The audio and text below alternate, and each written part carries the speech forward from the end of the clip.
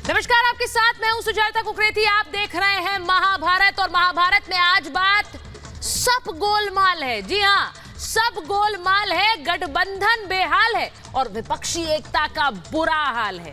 जो इंडिया के नाम पर कश्मीर और कन्याकुमारी को एक करने चले थे, उन्हें पता लग गया है कि इंडिया नाम रखने से कश्मीर और कन्याकुमारी एक नहीं हो जाएंगे। एक उत्तर और एक दक्षिण ही रहेगा। कांग्रेस और आम आदमी पार्टी एक दूसरे के साथ लड़ेंगी ही लड़ेंगी और जंग की शुरुआत दिल्ली से हो गई। यहां कांग्रेस ने आम आदमी पार्टी को ठेंगा दिखा दिया है। 7 की 7 सीटों पर अकेले लड़ने का मन बना लिया है और तर्क भी है कि केजरीवाल तो चुनाव हारेंगे। यानी वो साथी जो हाथ पकड़कर हम साथ साथ कह रहे थे, अब दिल्ली आते ही पूछ रहे हैं हम आपके हैं कौन। और ये गोलमाल सिर्फ दिल्ली तक सीमित नहीं है, झटके पर झटके कैसे लग रहे हैं ये आपको आगे दिखाऊंगी, लेकिन पहले आपको ये दिखाती हूं कि किस तरह से दिल्ली में आपको बताती हूं कि जो जंग छिड़ गई है कांग्रेस और आम आदमी पार्टी के बीच, वो क्यों छिड़ी है। कांग्रेस और आम आदमी पार्टी कैसे एक दूसरे के आमने सामने हैं, ये जंग क्यों है ये आपको दिखाती हूं। क्योंकि आम आदमी पार्टी और कांग्रेस, बीजेपी के खिलाफ कांग्रेस के वोट आम आदमी पार्टी काटेगी और इसीलिए कई राज्यों के विधानसभा चुनाव लड़ने का मन आम आदमी पार्टी ने बना लिया है। राजस्थान में 26 सीटों पर प्रत्याशी तय कर दिए, यानी कोई गठबंधन नहीं है कांग्रेस के साथ। एमपी छत्तीसगढ़ में चुनाव लड़ने का ऐलान कर दिया है, वहां भी कोई गठबंधन नहीं है। 19 से 20 को प्रचार करने जाएंगे केजरीवाल, 2 दिन प्रचार पे रहेंगे और आप सोचिए कि हमला किस पर बोलेंगे जब प्रचार करेंगे। गुजरात में भी गठबंधन के आसार नजर नहीं आ रहे हैं। चारों राज्यों में कांग्रेस के वोट पर संकट है क्योंकि आम आदमी पार्टी उसी के वोट काटेगी। 2 में सरकार है, 2 में मुख्य विपक्ष में है कांग्रेस, इसीलिए सीधी लड़ाई वहां पर दिल्ली और पंजाब में सीट शेयरिंग पर कलह उजागर हो गई है। ये लड़ाई कैसे आगे बढ़ रही है वो आपको बताती हूं, क्योंकि सबसे पहला झटका दिल्ली में लगा है इस इंडिया गठबंधन को, क्योंकि ठेंगा दिखा दिया गया है दोनों तरफ से। केजरीवाल को कांग्रेस ने दिखाया है ठेंगा और वहां पर सभी लोकसभा सीटों पर लड़ने का प्लान है। जैसा मैंने आपको पहले बताया, अलका लांबा ने कहा 7 सीटों पर हमारी तैयारी है। इस पर बड़ा हंगामा मच गया। आम आदमी पार्टी बोली अगर ऐसा है तो फिर इंडिया की बैठक में हम क्यों जाएंगे, हम नहीं जाएंगे। कांग्रेस का दिल्ली में अस्तित्व ही नहीं है, यानी दोनों तरफ से हमले हो रहे हैं। 2025 में केजरीवाल चुनाव हारेंगे ये कांग्रेस कह रही है। देख लीजिए हमले कैसे हो रहे हैं एक दूसरे पर। अलका लांबा और अनिल की जमानत जब्त होगी। आम आदमी पार्टी ने कह दिया कि ये कौन है, ये प्रवक्ता है, इनकी तो खुद की जमानत जब्त हो गई। भ्रष्टाचारी का साथ क्यों दे रहे हो, यानी केजरीवाल पर संदीप दीक्षित, कांग्रेस के नेता लगातार हमले कर रहे हैं, पहले भी कर रहे थे अब भी कर रहे हैं। दिल्ली की लड़ाई एमपी और छत्तीसगढ़ भी पहुंच गई है। जैसा आपको बताया मैंने, केजरीवाल 19 को छत्तीसगढ़ और 20 को एमपी जाएंगे और इसीलिए यह लड़ाई अब थमने वाली नहीं है। अब आपको बताती हूं कि दूसरा झटका क्या है इस इंडिया गठबंधन को। वो दूसरा झटका जो कि महाराष्ट्र में महसूस हो रहा है, क्योंकि सिर्फ दिल्ली नहीं, महाराष्ट्र में 31 अगस्त को और 1 सितंबर को इंडिया की बैठक है। लेकिन लग रहा है ये ट्रेन जो पटना से चली है नहीं पहुंच पाएगी मुंबई। महाविकास आघाड़ी में फूट पड़ने लगी है और वो कैसे, क्योंकि पवार दे सकते हैं कांग्रेस और उद्धव को झटका। जी हां, यहां जो 7 दिख रहे हैं ये 7 आ गए तो उद्धव ठाकरे और राहुल गांधी देखते रह जाएंगे। शरद पवार और अजीत ने एक प्राइवेट मीटिंग की है और इस प्राइवेट मीटिंग के बाद क्या हो रहा है वो आपको बताऊं। हम चाहते हैं कि पवार साथ आए, ये अजीत गुट का कहना है। कहा जा रहा है अंदर खाने बात हो चुकी है। कांग्रेस ने कहा है कि बीजेपी का अजीत को ऑफर है और वो ऑफर क्या है, वो ऑफर ये है कि पवार को एनडीए में ले आओ और आप सीएम बन जाओ। इस ऑफर को अजीत पवार भुनाना चाहते हैं और इसीलिए शरद पवार को लाना चाहते हैं। सुप्रिया सुले को इस स्थिति में केंद्रीय मंत्री बनाने की भी अटकलें हैं कि उन्हें केंद्र में पद दे दिया जाएगा। और महाराष्ट्र कांग्रेस नेताओं से संपर्क नहीं है, ये सुप्रिया सुले अपनी सफाई में कह रही है, लेकिन खेल कभी भी बदल सकता है। महाराष्ट्र में भी खेला, दिल्ली में खेल शुरू हो चुका है।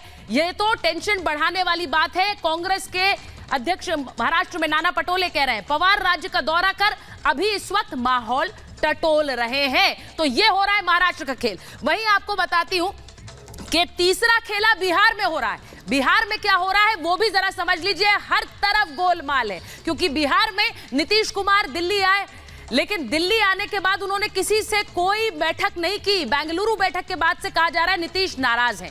दिल्ली आने के बाद ना तो वो कांग्रेस के नेताओं से मिले, ना वो अरविंद केजरीवाल से मिले, वो बिना किसी मुलाकात के वापस चले गए। अब इससे बहुत सारे कयास लगाए जा रहे हैं कि क्या नीतीश कुमार नाराज है। बिहार कांग्रेस में भी आपसी टकराव बढ़ा है, उसकी भी खबरें आ रही हैं। यानी इंडिया में सब कुछ ठीक नहीं है। आपको एक रिपोर्ट दिखाती हूं, उसके बाद महाभारत।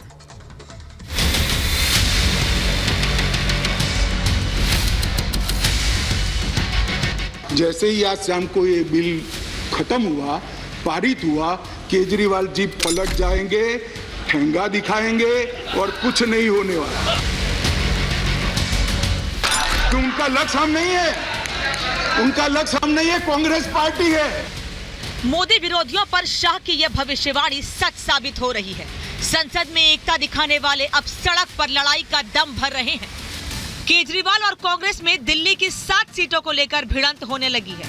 आदेश हुआ है कि हमें 7 सीटों पर मजबूत संगठन के साथ हर नेता को निकलना है। 7 महीने 7 सीटें हैं। ये बात हुई कि जिसकी दिल्ली उसका देश होता है, ये दिल्ली का इतिहास बताता है। इसलिए कहा गया कि बिल्कुल 7 पर तैयारी रखनी है। अलका लांबा जी की बात को और उनके दिल्ली प्रेसिडेंट की बात को कांग्रेस की सच माना जाए तो अगर उन्होंने डिसाइड कर लिया है कि दिल्ली में अलायंस नहीं करना तो फिर इंडिया अलायंस की मीटिंग का कोई मीनिंग ही नहीं रह जाता। मोदी ने घमंडिया गठबंधन ऐसे ही नहीं कहा था। सत्ता के लिए विपक्ष में जो लूट मची है, मोदी उसे बखूबी जानते हैं। ये इंडिया गठबंधन नहीं है, एक घमंडिया गठबंधन है और इसकी बारात में हर कोई दूल्हा बनना चाहता है, सबको प्रधानमंत्री बनना है। मोदी शाह की कही हर बात सच साबित हो रही है। लड़ाई यहाँ तक आ पहुँची है कि केजरीवाल को भ्रष्टाचारी बताकर कांग्रेस अब हराने का दावा कर रही है। कांग्रेस ने दिल्ली को बनाया है। मैं दावे के साथ कहता हूँ, जो आज मूल मंत्र मिले हैं, जो हमें मार्गदर्शन मिला लीडरशिप का, मैं दावे के साथ कहता हूँ कि 2024 में भी कांग्रेस पार्टी जीतेगी और 2025 में भी दिल्ली के मुख्यमंत्री चुनाव हारेंगे। देखिए, इस तरीके की बातें तो आती रहेंगी, कोई फर्क नहीं पड़ता। देखिए, बहुत छोटे छोटे नेता हैं जिनकी जमानतें एमएलए इलेक्शन तक में नहीं बची हैं, उनकी क्या वैल्यू। इससे ये स्पष्ट हो जाता है कि ये अवसरवादी लोग हैं, इनकी कोई विचारधारा नहीं है और ये राष्ट्र के लिए खुद सत्ता पर कैसे बना रहा जा सकता है, इस मानसिकता से काम करने वाले लोग हैं। इनका न देशवासियों से कोई सरोकार है, न देश के साथ में कोई सरोकार है। हम सत्ता पर कैसे बने हो के ऐशो आराम भोग कर सकें, उसके लिए लोग बनी हुई हैं ये पार्टियाँ। सीट शेयरिंग पर दिल्ली में टकराव है तो महाराष्ट्र में शरद पवार को लेकर विपक्ष में कंफ्यूजन है। कांग्रेस उद्धव को पवार के बीजेपी के साथ जाने का डर सता रहा है। शरद पवार जी का उनका एक अलग दल है, वो दल में क्या चल रहा है नहीं चल रहा है, मैंने कई बार आपको स्पष्ट किया है कि वो उनका निर्णय शरद पवार जी लेंगे। ये सबसे बड़ी बात है कि शरद पवार जी खुद का निर्णय लेने के लिए वो कैपेबल है। अजित पवार इतने बड़े नेता नहीं है कि जो शरद पवार सबको ऑफर दे सके। उनका जो कद अवदाय बहुत बड़ा है, तो अजित पवार, हसन मुश्रीफ, जूनियर लोग हैं, पवार सबको ऑफर देंगे। ऐसा कभी होता है क्या राजनीति में? अहंकारी नेता घमंडिया गठबंधन बनाकर देश के अंदर केवल भ्रम पैदा करने का काम कर रहे हैं और ये भानुमति का कुनबा बिखरेगा ही बिखरेगा। 24 के चुनाव में सिर्फ 7 महीने बाकी हैं, जबकि दिल्ली की 7 सीटों पर ही छिड़ा दंगल विपक्ष संभाल नहीं पा रहा है, जिसकी आंच बिहार, महाराष्ट्र ही नहीं, मध्य प्रदेश, छत्तीसगढ़ और राजस्थान के विधानसभा चुनाव तक पहुंच गई है। तो क्या मान लिया जाए कि 24 के लिए बना गठबंधन 23 के आखिर तक ही धराशायी हो जाएगा? Bureau report, Republic Bharat.